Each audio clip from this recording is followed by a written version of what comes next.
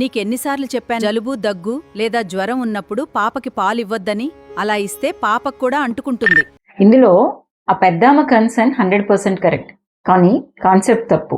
ఎందుకు అనంటే బేబీకి మదర్ నుంచి ఇన్ఫెక్షన్ పక్క వాళ్ళ నుంచి ఎట్లా వస్తుందో సేమ్ అదే రేట్తో వస్తుంది, అంతేకాని బ్రెస్ట్ మిల్క్ నుంచి అయితే రాదు.